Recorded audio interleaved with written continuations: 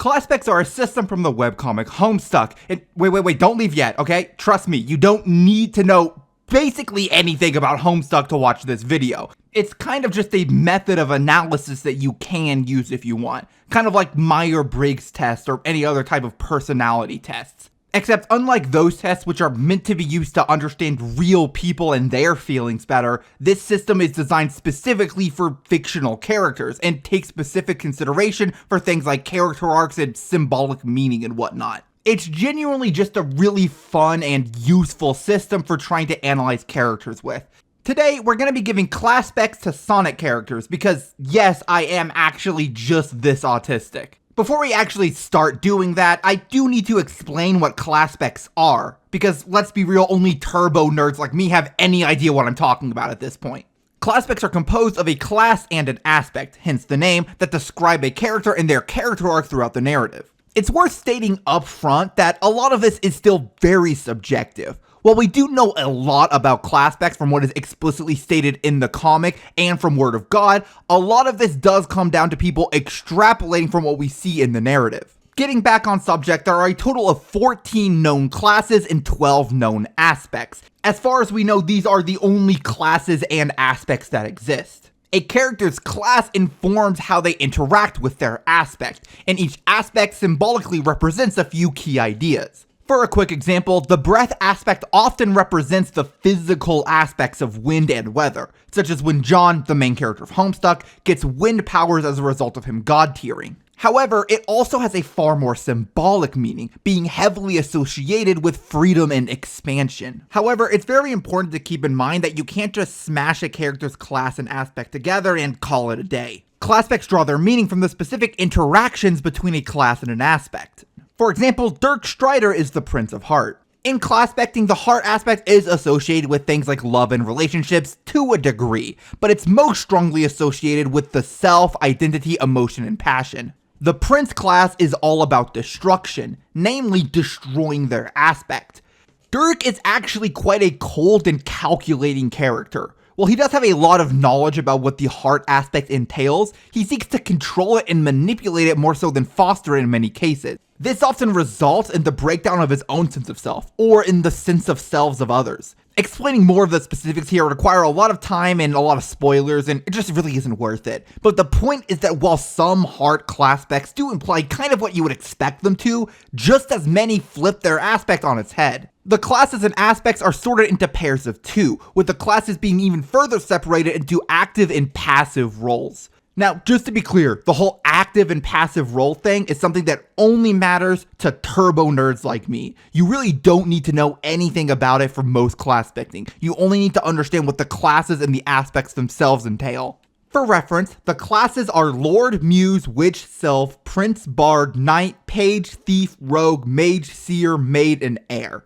The aspects are Time and Space, Mind and Heart, Life and Doom, Breath and Blood, Hope and Rage, and Light and Void. We'll explain what these mean as we go, just for the sake of brevity, if nothing else. And with all of that covered, we're finally ready to actually get to the character analysis, starting things off with the Blue Rat himself. Sonic would be the Rogue of Breath. The Rogue class is all about stealing, but unlike its active counterpart, the Thief class, rogues don't steal for themselves. Rogues steal their aspect from their enemies and give it to their allies. Breath, as we already said, is all about freedom and expansion. So, the Rogue of Breath is someone who steals freedom from others and then gives that freedom away. This honestly fits Sonic really well. Additionally, rogues are notable for their solitary nature and the ability to have very close-knit friend groups. On top of that, stealing freedom and giving it to others, if you think about it, is a pretty apt description of Sonic as a character. Sonic's entire thing is stopping people who are trying to take freedom away from others and then redistributing that freedom back to the people. Whenever he's not fighting for freedom, Sonic is helping people broaden their horizons and understand themselves better, which is at least in some sense a breathy thing for a character to do. This doesn't necessarily speak a ton to Sonic's character arc, but Sonic as a character has never really needed a full-on arc. His character development is usually limited to curbing his worst tendencies and embracing his strengths. In the case of his Classpect, it would be doubling down on his ability to distribute his aspect to others and not leaning too far into his nature as a rogue or as a breath player. The vice of the rogue class is that they can be far too solitary, and breath, being the aspect of freedom, can turn bad by giving up all ties and forsaking all obligations. As long as Sonic doesn't lean too far into either of those tendencies, which he has shown that he has as a character at different points, he is pretty much fine. But of course, we can't talk about Sonic without talking about his little brother, Tails. There are a few different directions I could see people taking Tails' Classpect depending on which parts of his character they wanted to highlight. This is by no means the only Classpect that works for him, but by far my favorite of all of the options is the Sylph of Mind. Sylphs are an active class, but they're by far the most supportive of the bunch. They focus on actively using their aspect to heal and repair. The mind aspect is associated with a lot of things, but among them is understanding the minds of others and logical thinking. A lot of people would probably look at this Classpect and clock it as basically just being a therapist, but I think that's a slight misinterpretation. Mind is specifically a bit less about emotion and feeling and a lot more about logic and reason. A Sylph of Mind would heal someone's lack of logic, or in another sense, heal using their understanding of reason. This is where things connect back to Tails. In a very literal sense, he is constantly using his mind to fix things. Additionally, he's almost always the voice of reason out of the main four, by far the most logical thinker and the one most associated with taking a supportive role. A really important detail here is the way that the mind aspect deals with identity. It's the opposite of the heart aspect, which is all about self-concept and identity internally. So the mind is about identity externally, which is to say the way you present yourself to others, the persona you wear. Mind players are often shown to pay special attention to the ways others perceive them. Tails has some history with this, though the way we see him use this is honestly already a lot more healthy than you may expect given this description. Considering his backstory with being bullied and everything, I could absolutely see Tails paying extra attention to how other people view him. Far more crucially though is that we do see Tails in the comics being very skilled in controlling how he presents himself to others, and using it specifically to try and reach out to people. During his fight with Kit, Tails immediately identifies the mental state that Kit is in and crafts his persona in such a way to make himself more approachable, trying to help Kit through this tough time and, in a sense, heal him. He does a very similar thing with Belle earlier on, actually. It's pretty interesting to compare this with Sonic, who often leads by example and lifts people up around him somewhat as an afterthought, whereas Tails puts a lot more effort into actively helping other people out and presenting himself in a way that's conducive to that goal. This all lines up pretty much perfectly with a Sylph of Mind, someone who could be manipulative, but who just has no interest in harming others and instead uses those skills to help those around them. Rounding out the Team Sonic trio is Knuckles. I instantly pegged Knuckles as a Knight of Blood, and the more I looked into it, the more it just kind of kept working. Blood is the opposite aspect to breath. Whereas breath is all about freedom and expansion, blood is about the things that tie us down. Specifically, it's about bonds. It draws from the adages about having your father's blood in your veins and whatnot. It represents history and tradition and the strengths of relationships. On the other end of things, Knights as a class have a few things going for them. First off, they usually use their aspect as a weapon or a source of strength, while also rejecting their aspects at other points. The easiest way to understand a knight's role is to think of their aspect as their king or their queen to an extent. In the same way that an actual knight would serve their monarch, the knight class serves their aspect. This makes their aspect incredibly important to knights, but it can also be kind of overwhelming. Most knights will end up rejecting their role at some point due to how intense this responsibility can be. There are multiple ways in which this description lines up with Knuckles. His main thing in canon is his ties to Angel Island and the Echidna Tribe, specifically his responsibility as the guardian of the Master Emerald. This is a huge part of Knuckles' identity and what drives him. It's simultaneously something that Knuckles uses to push himself forward and a heavy burden that he has to bear. We have seen Knuckles struggle with this, especially in the IDW comics and Frontiers, where he notes that being forced to stay on Angel Island all the time has its downsides, and that he wishes he could go out and explore more. Fascinatingly, the thing that's pulling Knuckles away from his responsibilities are his relationships to his friends, which is also associated with the blood aspect. In a sense, Knuckles is being torn between two different sources of the blood aspect. His literal blood, the traditions and the heritage that defines him, and the new blood bonds he's formed with those around him. His character arc is finding a way to serve both of those causes while not forsaking the other. The ultimate solution to this conundrum is trusting the new blood bonds he's formed to protect the old blood bonds, to trust his friends with part of his responsibility so it no longer rests on only his shoulders. Finishing off the big four is Amy Rose. Her Classpect is the Knight of Heart. Heart, as we said, is the aspect most associated with identity, emotion, and passion, but it is also associated with just love, especially romance. In Sonic Frontiers, Amy literally talked about how she believes in the power of love and how she wants to fight for that power and all of that. Again, this is a very clear example of her being a knight serving her aspect, her fighting for the literal power of love. Similar to Knuckles, the more you look into it and play with these ideas, the more interesting interpretations there are that start to show up. First off, Amy is the character who, more than anyone else in this franchise, turns heart into a weapon. Her original backstory is that Amy was so infatuated with Sonic that she pushed herself to be fast enough to keep up with him. She was literally using her love to make herself more powerful and allow her to do things that she just otherwise couldn't. As her characters evolved, that idea has kind of stuck around and been applied to more and more things. In just about every way, it is her care for others that compels Amy to fight.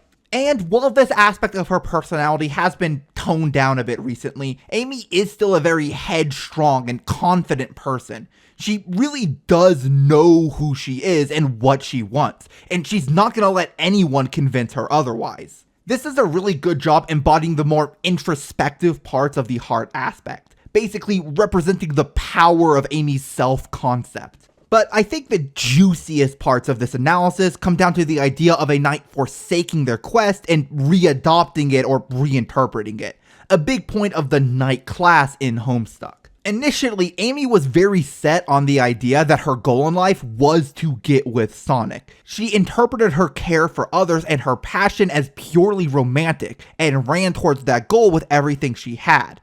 However, for a lot of reasons that we are not going to talk about here because I don't want to do Amy discourse right now, that's changed. Amy is no longer singularly obsessed with Sonic, and her care for her friends and her passion for romance and love have turned away from her own pursuits and towards the rest of the world. In a sense, this could be interpreted as Amy abandoning her original quest of heart for another one, giving up on the goal of getting her crush to go out with her and focusing on other broader goals. There's a lot more you could get into here if you want to dive into the fan interpretations that come with analyzing the shift in Amy's character over time. A lot of fan interpretations feature Amy having some angst about her failing to get together with Sonic, at least for a little while. And if the plot was actually able to go there, that would make a lot of sense given the material we have. I realize this is a big if, but if you were to lean into this theme a bit more, you could see Amy feeling like maybe she had failed to meet her goals or wasted her time.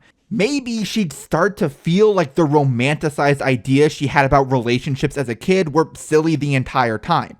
Maybe she'd end up doubting whether the power of love as she saw it was really even worth caring about at all. From this point, her growth as a character would be about learning not to give up on love and stay true to her beliefs, even though they may not have worked out the way she wanted them to. Needless to say, this is all getting a bit too speculative, and bordering on being off topic entirely. So we definitely need to return to what we actually directly see Amy do in canon material. One final little connection I was able to find is that Amy using tarot cards can kind of wrap into her Classpect as well.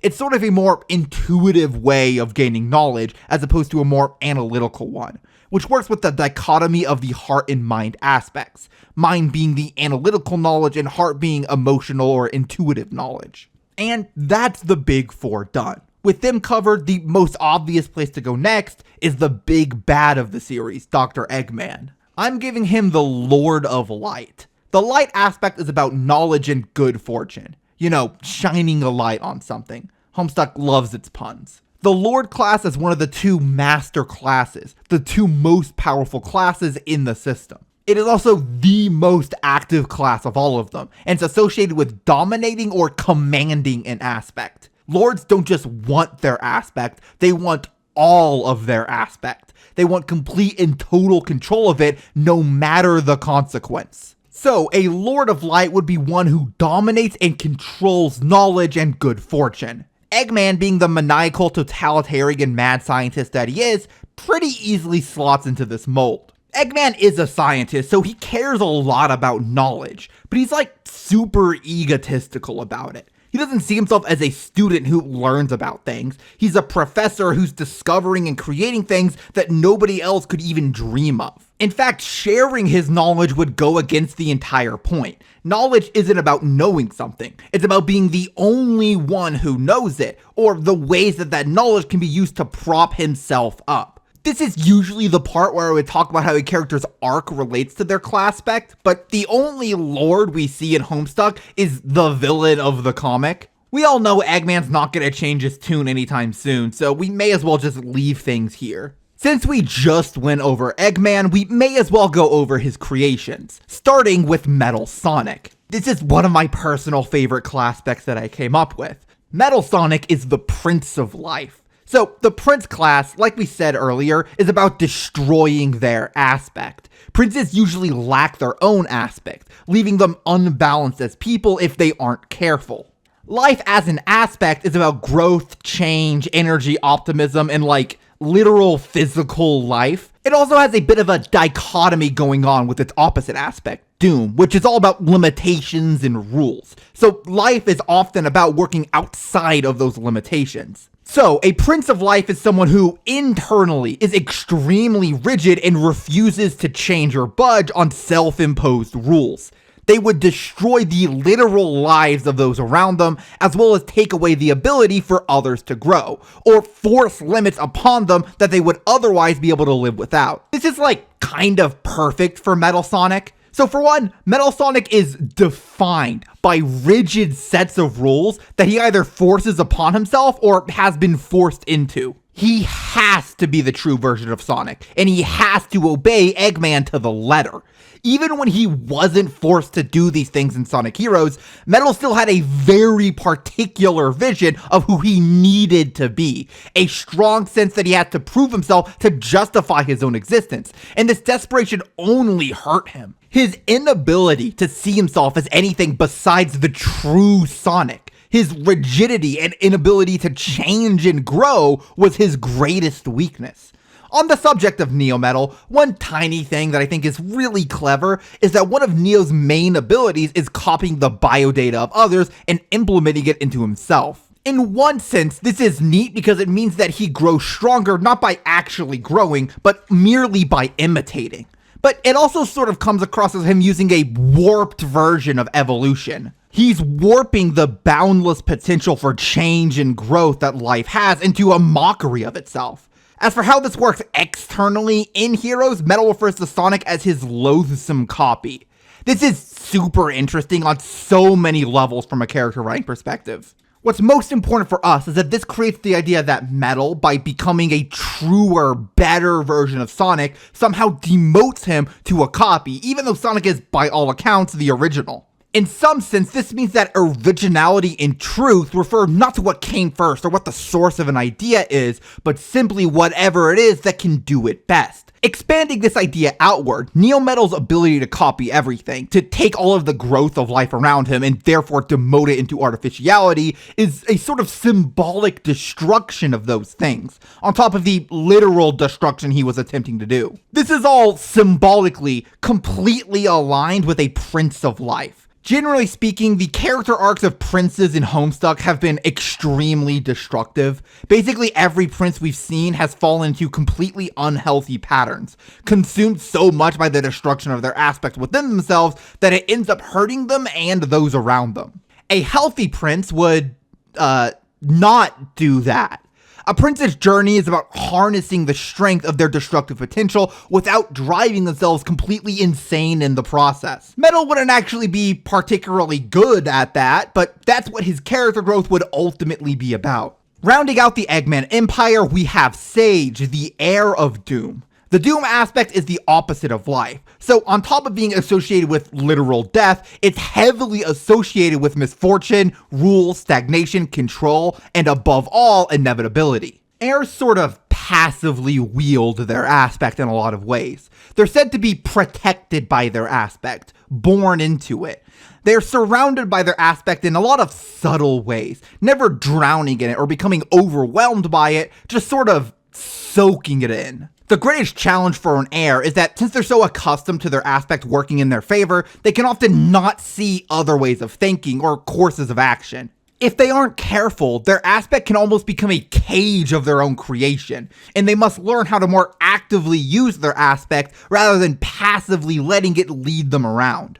The heir of doom is someone surrounded by pessimism and certainty. Rules and regulations are a comfort to them, things that they can wield to their advantage so easily that it becomes a challenge to realize that they can even be broken. This is an idea that works very well with Sage. Thanks to our ridiculous intelligence and ability to simulate multiple outcomes, Sage deals almost entirely in absolutes. Insert prequel meme here. But seriously, she has, for the most part, always known what's going to happen next and sees the world through a very rigid set of rules. Focusing more on the doom aspect's concern with predictability, regulation, and most importantly, inevitability, these are all things that Sage is completely consumed by and what's most comfortable to her. And as we've seen in Frontiers, she struggles somewhat to think outside of these boxes. People like Sonic who can stare at impossible odds and keep fighting confuse her. Uncertainty, like the general concept, is something that she likely hasn't ever actually experienced.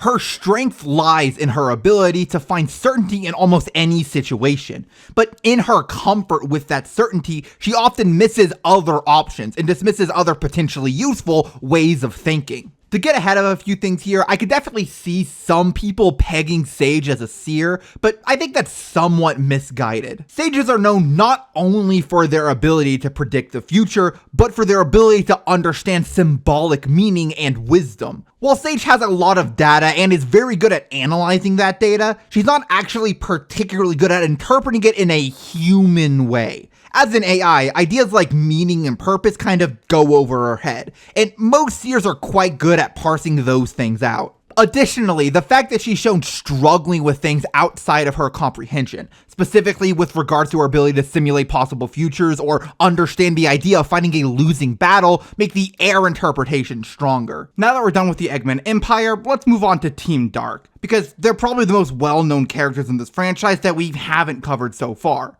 Or at least Shadow is. Speaking of which, Shadow is the Mage of Time. Time is one of the biggest aspects in Homestuck. On top of being associated with literal time, it has a lot of associations with cycles, mortality, and destiny. The Mage class is about knowing your aspect, and then using that knowledge to utilize that aspect or just to inform your actions generally. This knowledge is usually gained through personal experience, often in ways that are directly harmful to the mage. In a very literal sense, Shadow is a character with a lot of knowledge of the past, and someone who's tormented by that knowledge. His past is constantly being brought back up, his past demons coming back time and time again, and he has to keep putting them back down. On top of his past literally coming back to haunt him, Shadow is also very aware of his destiny as the ultimate life form, and he sees similar sorts of destinies for those around him. You know, like how he sees Sonic as one of the only people who can rival him. Shadow has been surrounded by big, multi-generation plans his entire life, and that's how he's come to understand his worth and the worth of others.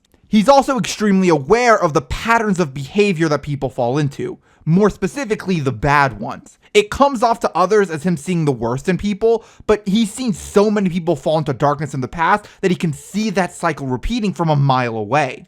This is most easy to see in the sort of fatalism he has towards his enemies, i.e. the Mr. Tinker saga. Shadow is far more likely to see the capacity for someone to repeat their mistakes than he is to see their capacity for change. That's most of the case for Shadow being the Mage of Time, but there's one more little meta thing that I want to mention.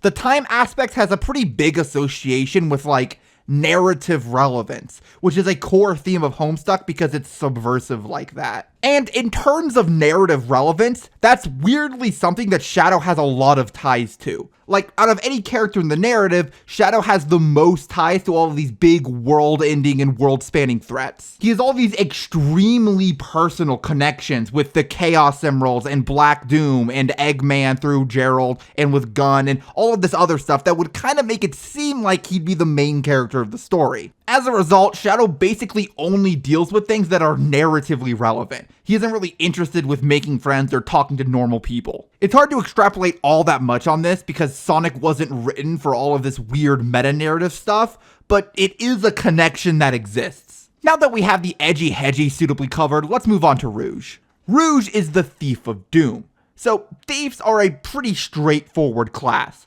They steal their aspect from others. They're generally very private and solitary people, as is befitting a thief, and unlike rogues, they keep what they steal for themselves. Doom, as previously mentioned, is all about misfortune, death, and inevitability. At first glance, this would seem like a very strange Classpect, because why would anyone ever want to steal Doom? None of Doom's associations are particularly pleasant, outside of maybe certainty and limitation in the appropriate context. However, Rouge takes this meaning in a very specific and kind of funny direction. One thing that we see Rouge do a few times is manipulate her friends and those around her to whatever ends she wants, usually steering them away from danger. For a quick example, in the Mr. Tinker arc in IDW, and I'm just realizing now it's kind of coming up a lot, but anyway, she manipulates the Chaotix and Shadow and everyone else in order to make sure that Mr. Tinker isn't actually Eggman in disguise, while also stopping Shadow from just immediately murdering him. She's sort of steering everyone away from the worst possible case scenario without them ever knowing it. In a sense, you could say she's stealing their misfortune away from them, removing the possibility of them making a mistake without them ever even knowing. I could see someone interpret this as very seer-esque behavior, but it's important to note that Rouge doesn't ever ask anyone if they want her to do any of this, or share what she's doing with anyone. It's all done via manipulation, and always results in her getting her own way. Though, now that I'm thinking about it, the Seers and Homestuck do kind of do that a lot, don't they? Okay, so maybe this could just be Seer stuff. Okay, well there are still a few things that I think push Rouge into more of a thief role. She is literally a thief, and as a result, she's extremely solitary and doesn't trust others easily.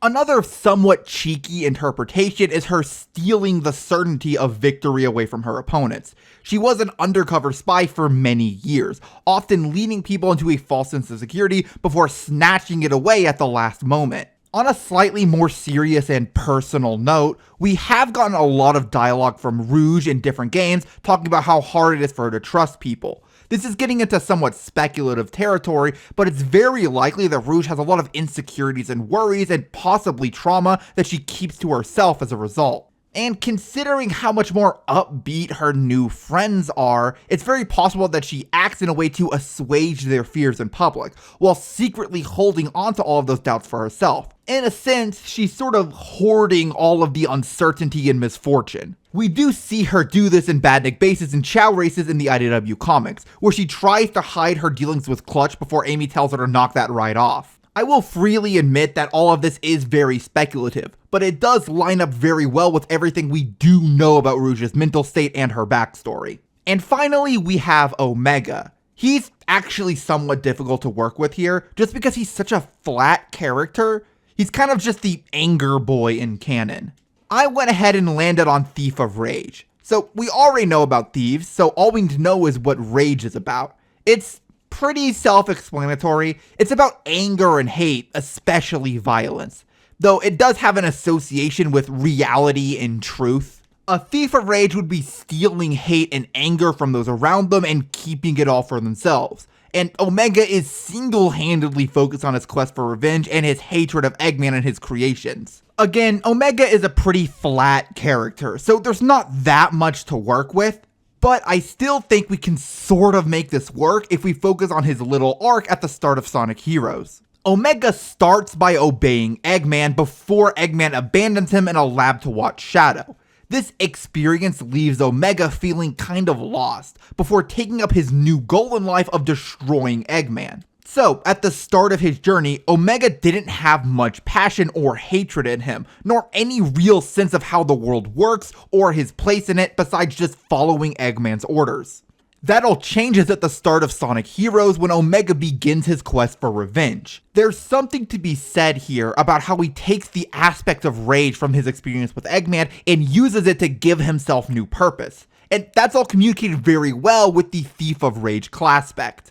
I would considering changing this depending on where Omega's character arc would go from here, but I really just don't think that his fundamental motivations are going to change with how little screen time he gets. So this is the most meaning I think we can get from this particular bit of analysis. Rounding out the last major team is the Chaotix, who were honestly a bit difficult to work with. Despite being around for so long, they're treated as joke characters a lot of the time, so it's kind of hard to get a really good idea of what their story is and what their character development would look like.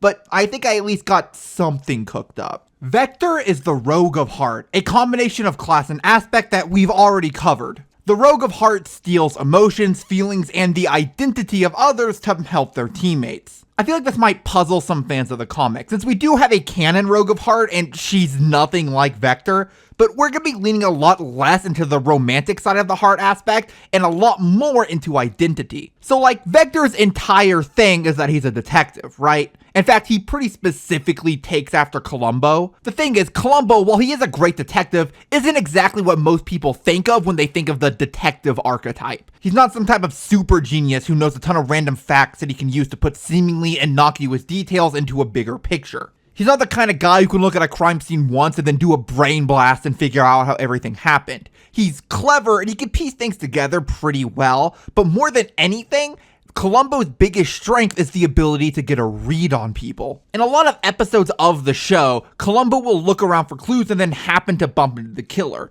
and then he'll just kind of get a bad vibe from them. He thinks about how people would react to certain things and why they act the way that they would, and he's able to figure out when people are lying to him. It's his ability to get a read on people that lets him figure out what he needs to investigate further. That ability to instantly understand someone is something that Vector seems to share. The few times we've gotten to really see Vector do detective work, he seems to mostly play people, figure out their motivations and if they're lying to him or not. Bringing things back to his Classpect, this maps onto a Rogue of Heart in a few ways. He's sort of stealing their feelings or identity in a sense, figuring out what they're really thinking even if they're trying to hide it from him. Importantly, he does this through a lot of intuitive thinking. Logical thinking is the mind aspect, but intuitive thoughts are the heart aspect. Another interesting thing to note from Vector's inspiration is the facade that Columbo puts up. Columbo pretends to be airheaded to hide his true intentions from his suspects, trying to get them to drop their guard so he can get more information out of them. Vector does the same thing, but in kind of a different way. Vector is honestly a bit of a goofy guy, but he does play it up to mess with people. He knows a lot more than he lets on, but he's perfectly fine with everyone just assuming that he's not really thinking that much about anything. This sort of secret keeping is very typical of the rogue or thief class. But I love it here specifically in the way it relates to a Rogue of Heart, because Vector is hiding his true intentions by kind of just being himself. He's letting himself be goofy and silly, showing his true feelings in one sense in order to hide another part of himself that he doesn't want people to see, at least not right then. It's not perfect, but I think this Classpect captures Vector better than anything else I could come up with. Next, we have Espio, who's being assigned the Seer of Void. Seers are a class about knowing things and finding knowledge. They're generally considered students of their aspect. They're similar to mages in the sense that they know their aspect very well, but with a key difference. Mages typically learn about their aspect through first-hand experience, as well as having an almost intuitive understanding of it. Seers take a more active role in learning about their aspect, again, acting as students of their aspect as opposed to just kind of having knowledge about it. Void is the opposite aspect of light, and is associated conversely with a lack of knowledge. Or more precisely, the unknowable. It's associated with nothingness, emptiness, and mystery. So, a seer of void is someone who studies the unknowable and nothingness itself. You could say that Espio studies the mysterious by literally solving mysteries, but I think that's kind of missing the point in a lot of ways. And it's also kind of just a lame interpretation. It's more to do with gaining knowledge of the unknowable, having the wisdom to prepare for that which you can't foresee. A lot of this comes from that one annual story where Silver and SBO talk, and SBO talks about how he can never know if he and his friends will finish the mission or if they won't make it, and how he deals with that. Beyond that, there's also the fact that SBO is a ninja, and he seems pretty committed to all of that. There's a lot of things that come with that role, mostly in terms of discipline and training. There's also this sort of staring into the void vibe to ninjas that SBO follows a lot after. I'm not super happy with this Classpect, but I think it at least captures what makes SBO unique as opposed to the rest of the cast. And finally, we have Charmy B, the Seer of Hope. Yes, the Chaotix team has 2 seers on it, it just kinda ended up making a lot of sense with them being detectives. Anyway, the Seer of Hope would have a lot of knowledge about hope and willpower, always being able to see hope in the most dire of circumstances. Charmy definitely has a bit of that. We've really never seen the kid straight up give up before, but I think more importantly, hope is tied up with belief. Specifically, believing things regardless of if you know that they're true or not. There's this running gag in Homestuck that if you believe in something hard enough, it becomes slightly less fake. As much as this is just a joke, it also does describe the fact that very strong beliefs in something can make that thing more likely to actually happen. Now, I know this is a bit of a stretch, but Charmy has shown several times that he's a very imaginative kid. In a sense, you could say that he's seeing things that aren't really there, but that he believes could be there. Especially if we account for the fact that he's a detective. Like, I'm imagining a scenario where Charmy's throwing out completely insane ideas for how a case went down that most people would dismiss out of hand just because his hyperactive imagination gets the better of him. Even if he's likely wrong, that could at least help Vector and SBO see the case from a different angle and have him contribute that way. Now, I know I mostly just made all of this up, but I think it's a lot more unique than basically any of the other options available for Charmy, and it at least is working with something that we've seen his canon character do, so this is what I'm gonna go ahead and lock in. Next, we're gonna quickly hit the characters not in any standard team, namely Blaze, Silver, and Cream. Blaze, my absolute queen, is the Maid of Blood. We already understand the blood aspect, so what we need to know about here is the Maid class. This class is associated with maintaining or creating their aspect, sort of seen as serving or propagating their aspect, as it were. Maids have a pretty rough arc, in all honesty. They usually start off being dominated or overwhelmed by their aspect. However, they eventually go through some sort of metamorphosis and turn their relationship with their aspect on its head. While they are still sort of subservient to their aspect in some sense, usually having some type of obligation towards it, that duty is no longer a burden to them. In fact, it often ends up with them having great power pertaining towards their aspect. Blaze's arc as a character started with her being completely obsessed with her role as a princess. She took her responsibilities so seriously that she refused to let literally anyone else help her with them. And it wasn't until Sonic changed her outlook on things that her role as a princess stopped being a hindrance and became merely a source of strength. So she was burdened by the weight of her duty and her bonds to the Soul Empire. And while her transformation isn't that drastic, the end result still has her freed from that antagonistic relationship with those traditions, while still ultimately fighting to maintain them. I would honestly love to do some more analysis of Blaze's character, but I think the application of this Classpect to her character arc is so clean cut that there's not really a lot for me to say here. Moving on to Silver, his Classpect would be the Maid of Hope. This wasn't an intentional duality with Blaze, by the way, it just kind of worked out like this. The Hope aspect is pretty much exactly what it says on the tin. A Maid of Hope would therefore start off with an adversarial relationship with hope and optimism, before dedicating themselves wholly to the cause and working to make sure that everyone believes that things can get better and keep up the good fight.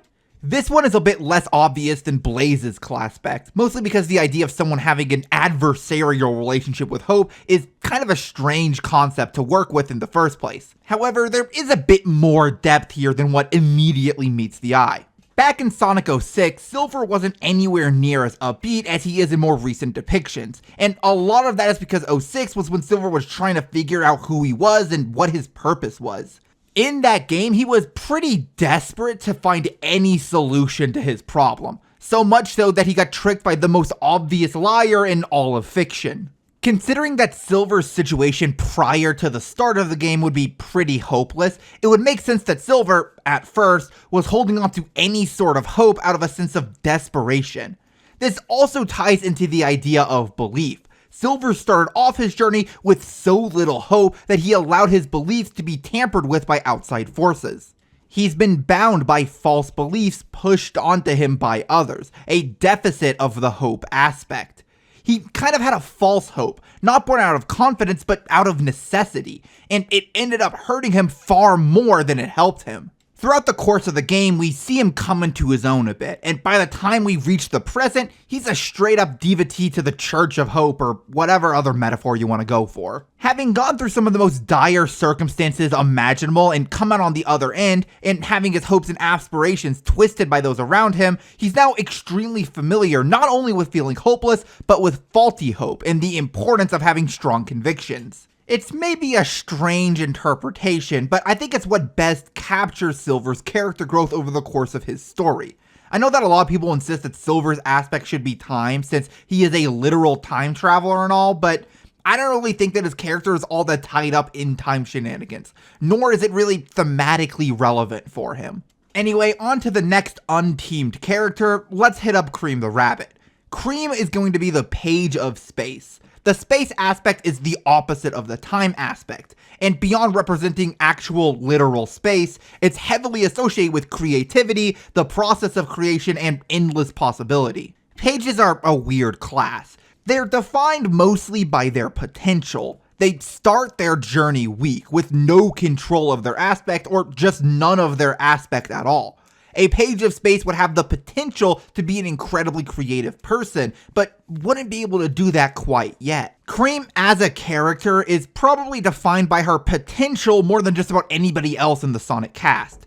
She's a young child, and while she is kinda supposed to be the same age as Tails, they've sort of let Tails grow up over time, while Cream has been stuck with her young child persona for the most part. As a result, you get the sense in a lot of her depictions that she's not really quite at the same level as the other characters. Not quite as independent, not quite as strong, but still seriously ahead of the curve for her age. She also does come across as a very creative and nurturing person. Like, she's raising several chows, which is a very space player thing to do for one thing.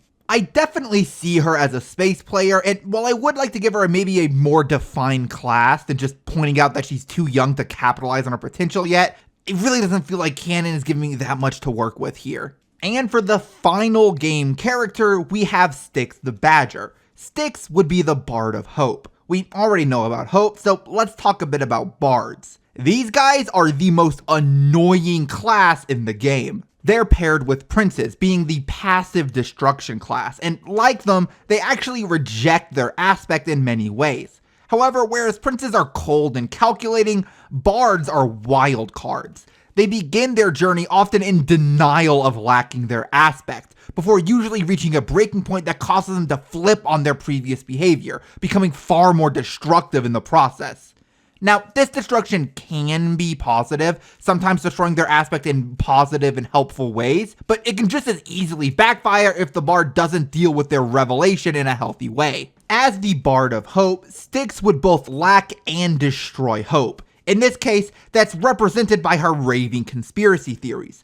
Styx is already a complete wild card in all honesty. While she may not completely destroy anyone's hope in its entirety or anything that severe, her constant ravings and general demeanor is almost certainly going to introduce some doubt into just about anyone's mind. And remember, the hope aspect is just as much about people's beliefs as it is about literal hope.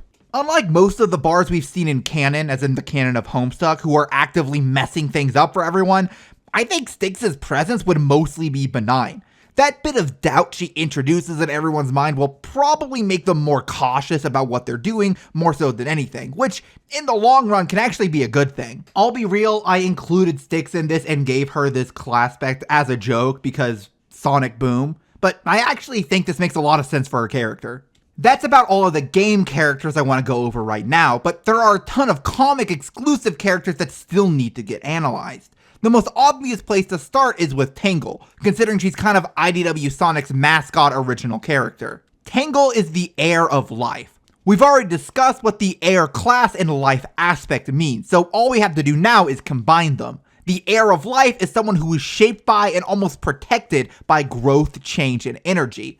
On top of what we discussed so far, heirs are also associated with bringing their aspect to others. Tangle is already known for being extremely energetic, so that obviously fits, but her role as the heir of life manifests itself mostly in how she interacts with others. Tangle is basically always trying to support other people and push them to grow and change as a person. And she's often pretty much doing it by accident. She kind of just acts like herself and pulls people along with her on her adventures. The natural result of this is that Tangle not only goes closer to those people, but helps those people grow and change through her presence. She even shows some of the pitfalls of being an heir, sometimes getting so dead set on something or going with the flow and not thinking about things to the point that she accidentally hurts people by not considering their perspective. Now, we can't talk about Tangle without mentioning her totally platonic bestie, Whisper. Her Classpect is the Prince of Space, which can be summarized as one who destroys creativity or one who destroys possibility. This might sound like a bit of a strange Classpect at first, but it adds up to make more sense. Princes are described as ghosting their opposite aspect, meaning that since they lack their true aspect, they embrace the qualities of its opposite. Space's opposite aspect is time, and in some sense, time is a very appropriate aspect for a lot of Whisper's behaviors. She is obsessed with the past. She's focused a lot on mortality and often feels like things are going to repeat themselves if she doesn't intervene. Critically though, pretty much all of this is a direct result of trauma.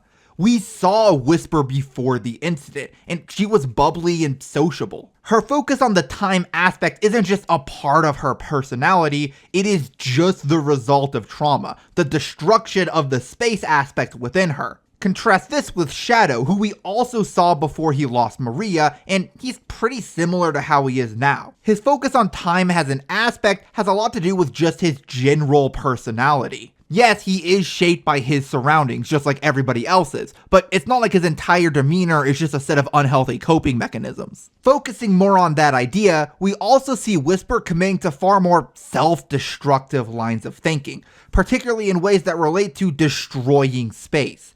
Her focus on the past above all else and constant paranoia about the past repeating itself is less something that informs her worldview, and more just a result of insecurity and fear. The arc of most princes is about managing their destructive tendencies, using its more powerful aspects without letting it completely consume and destroy them. While we have analyzed that Whisper's prince-esque behaviors are a result of her trauma here, it's not like that's exactly something you can just fix and forget about forever. The pain of losing her team is going to stick with her, just like the pain of losing any loved one will. What is grief if not love persisting and all that? Also, I actually just realized that that quote comes from the fucking Marvel Cinematic Universe, and now I'm kind of upset. Whatever, back on topic, Whisper's pain isn't something that she can just completely forget, but it's also something that she can't let define her, which is captured fairly well in the duality of the Prince class. Moving on to another one of Tangle's friends, let's talk about Jewel. She's a character that a lot of people seem to skip over, mostly because she's not particularly active in the story. By which I mean she doesn't fight any giant robots, but outside of that combative role, she's actually quite important. This is reflected in her Classpect, the Muse of Light. Now, Muse is the counterpart of the Lord class and one of the two master classes. So it's incredibly powerful, but it's also by far the most passive class. Whereas Lords dominate their aspect, Muses seemingly have no control of it at all. On their own, a muse can't accomplish much of anything. However, their influence is completely unmatched. They inspire their aspect in others more than literally any other class, giving everyone around them a huge leg up and have by far the furthest reaching influence of any class. Calliope, the muse of space in canon, eventually ended up helping shape entire universes and timelines through her meddling. That's the kind of scale we're talking about here. Muses are the ultimate support class, and while they can't do much on their own, your opponent having a muse on their team can end up spelling disaster for you. Jewel fits this role really well. Her entire thing is dealing with the big picture, as it were. She managed the Restoration, the group responsible for cleaning up all of Eggman's messes, and her careful watch has led the Restoration to be such a powerful organization that it handled its headquarters being destroyed without so much as flinching. However, as is typical of a muse, Jewel has a hard time recognizing her own role in all of this. Her organizational skills and ability to work with others are exemplary, but due to the indirect nature of her work, it's easy for people, including herself, to lose track of how much of an impact she's actually having. Jewel's ability to guide people towards better fortune and higher knowledge may be easy to underestimate, but doing so is only going to end up sabotaging you in the long run. Finally, let's hit the last big comic original character in the Restoration, Lanolin. Her Classpect would be the Witch of Void. Witches are known for manipulating and playing with their aspect. They're rebellious by nature, at least with regards to their aspect. While they have a great understanding of their aspect and its consequences, they refuse to play by its rules, finding ways to exploit its weaknesses for their own benefit. As we covered earlier, Void is associated with absence, nothingness, mystery, and the unknowable. This is another one that might sound a bit strange, but Lanolin does sort of have an association with emptiness and absence that no other character in Sonic does. It's not something that's directly shown off a lot, mostly in bits and pieces we see from ABT's art, but Lanolin does have a sort of hollow quality, implied to be the result of her harsh upbringing. She doesn't quite see the point in the frivolous adventures and emphasis on friendship that the other characters do, even characters like Whisper. You can see this in how she acts in a lot of subtle ways. Her smiles are often shown to be kind of fake, like a facade she puts up for others that she drops as soon as she doesn't have to keep up the act. I've gotten the sense that Lanolin almost sees the things that the heroes of her world engage in as pointless, a waste of time and resources. However, despite the sort of emptiness that pervades her personality, Lanolin refuses to accept that things are completely meaningless. Lanolin deeply cares about those around her and about trying to help others. She's not a nihilist by any means, even if she may sometimes see things as pointless or as a waste of effort. This is a bit of creative reading on my part, I'll admit, but the vibe I get from Lanolin is that this is sort of person who sees things through a sort of cosmic nihilism, but who still cares deeply about her world and the people in it, maybe even in spite of the idea that they don't matter in some sense. This would all explain the fakeness surrounding her personality, the way she pretends to be happy when she really isn't, or why she sometimes sees what Sonic and the others are doing as pointless or irresponsible, but then finds herself doing the exact same thing anyway. She simultaneously sees their efforts as ultimately not mattering in some sense, but also being incredibly meaningful in another.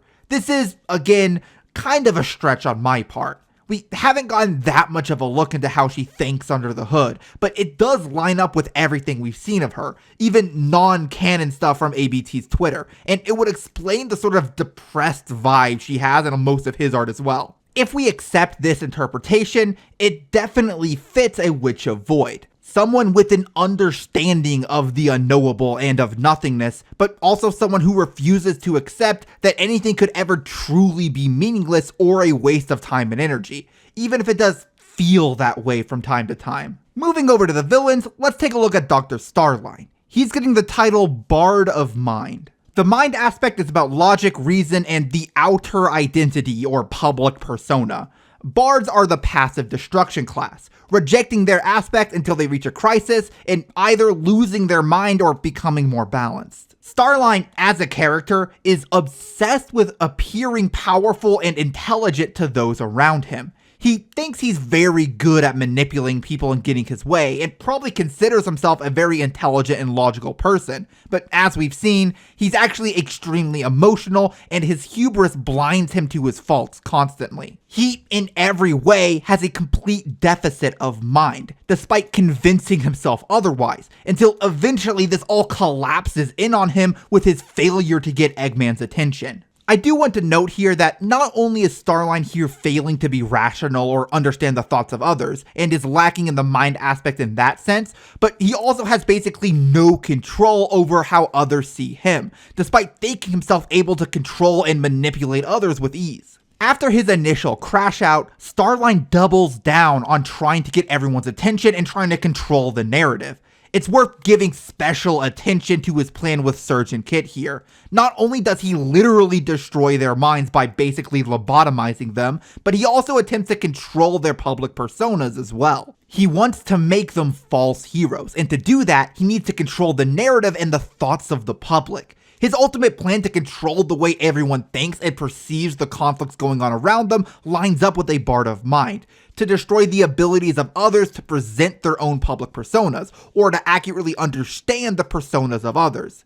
He does fail at this, but the fact that he was attempting to do it at all speaks volumes about his character and the way he thinks. Starline desperately needs to assert his control over the thoughts and minds of others, and he will do literally anything he needs to get that control, no matter how destructive.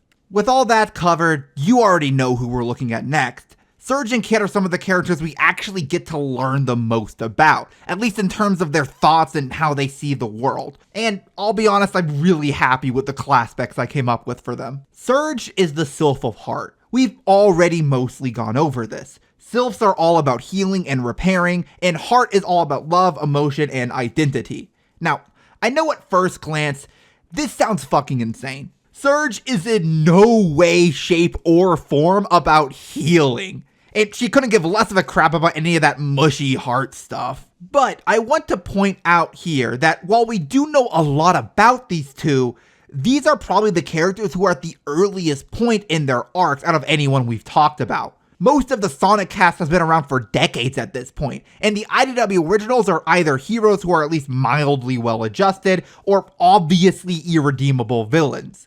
Surge and Kit are the exception, being the characters who have the most growing to do while also actually being in a position to change. So for their Classpects, I won't just be considering who they are and what they've gone through so far, but also what direction their arcs should be heading from here. This will, as a result, be the most subjective pair of Classpects in the video, and these are already pretty subjective and vibes-based, so that's really saying something. With all of that said, why Sylph of Heart? Well, I pretty much instantly clocked that Heart should be Surge's aspect, unless I came across something else that got a lot of the same themes across in a more roundabout way. Yeah, Surge isn't exactly a super mushy person, and would find the idea of being a hero of Heart super lame, but Heart isn't just about love and your feelings. It's also about identity, who you are and what that means to you. And that is the central question when it comes to Surge. Her entire story surrounds the fact that her entire sense of self was orchestrated by a madman who tortured her and made her into a weapon for his own purposes. Her presence in the comics so far has entirely been about her trying to figure out who she is and where she belongs. That's why she's lashing out at everyone in the first place. As far as she sees it, the world stole something from her that nobody can ever replace. Her identity, the truth behind who she really is.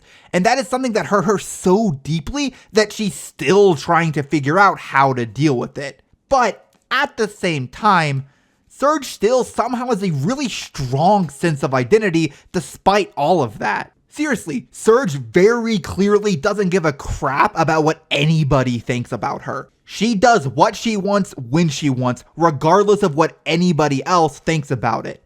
In fact, just about the only thing that throws her off is when people are unexpectedly nice to her. Surge's character arc is all about her identity, while simultaneously her confidence in her identity and the strength of her sense of self is legitimately one of her best attributes. With all that said, what should she do with that? Well, Classpects are often said to not just be a description of a character, but sometimes a challenge to them.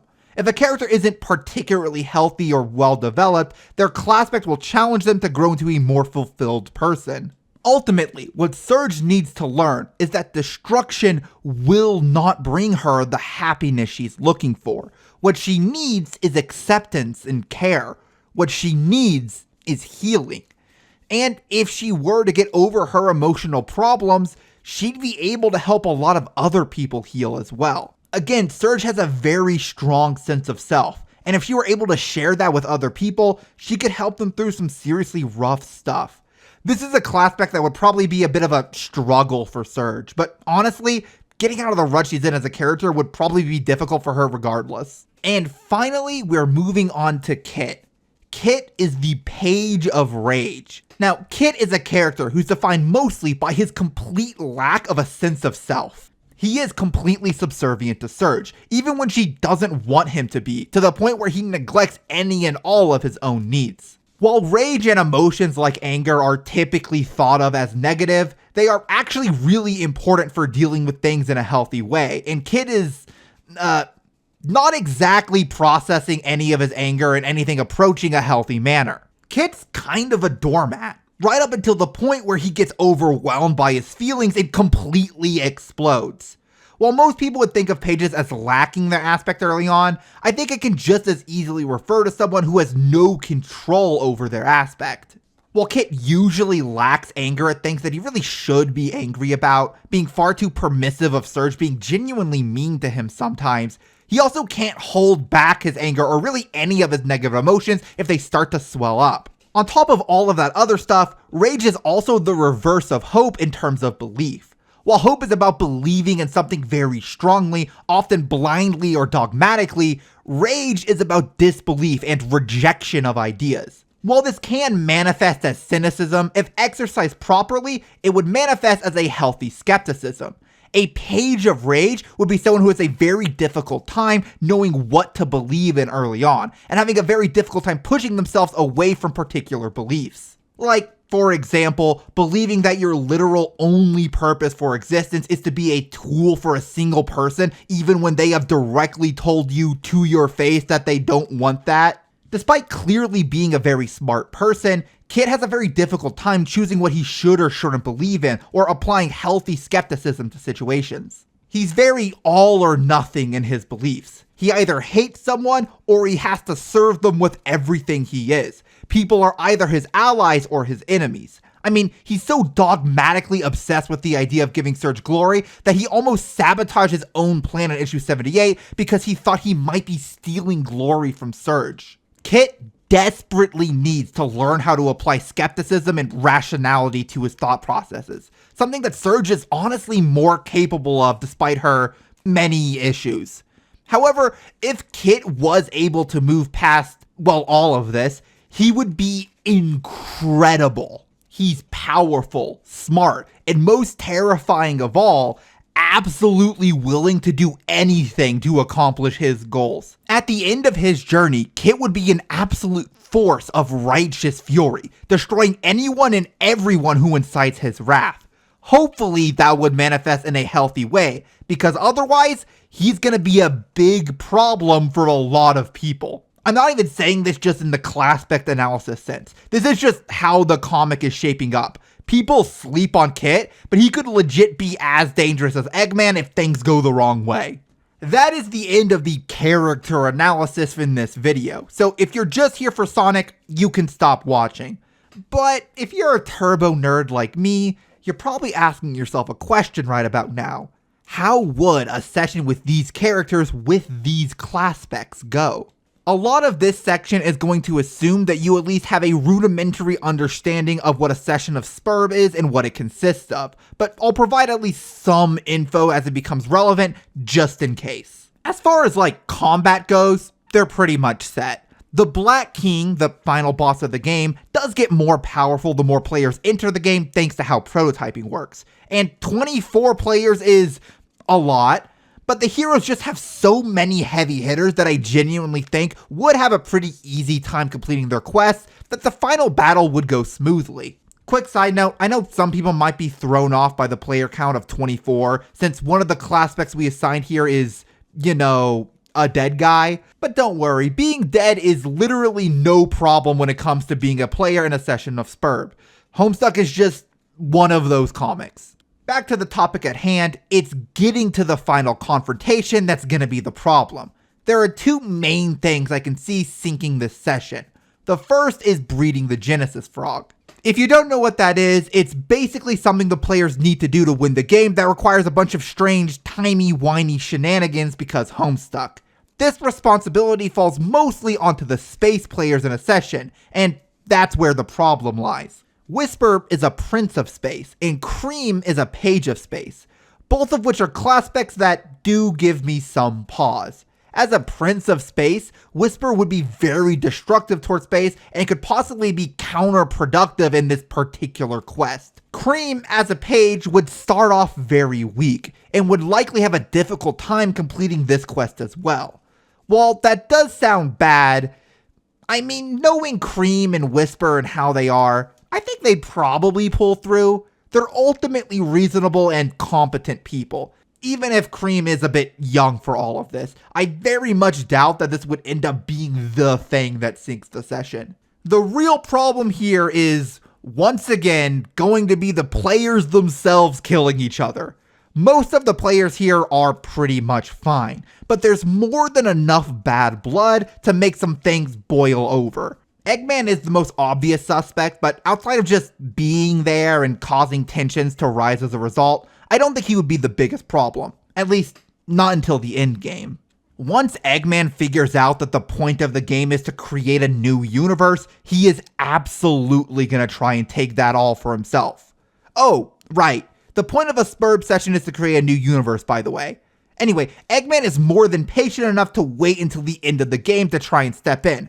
Probably not until after the Black King is defeated. So while that certainly could spell disaster, it's very possible that they at least survive the encounter to fight another day. Another obvious source of trouble are Surge and Kit, and yeah, these guys are definitely going to cause at least a few problems, but I don't think they'd be the biggest deal right away. They're at least practical enough to not shoot themselves in the foot once they understand what the stakes involved here really are. And while things would inevitably boil over at some point, I don't think it would necessarily crash the entire session. However, that's all said not accounting for one last character who would literally ruin everything just by existing. I'm of course talking about Starline. Not only is Starline a shitstarter that would probably be plotting the entire game, but him just being around is going to make every unstable player in the game far more likely to snap and cause a problem. Starline is definitely going to be provoking Eggman, which is going to make him even more active, which will make characters like Shadow, Whisper, and Omega a lot more likely to get into an outright confrontation with him.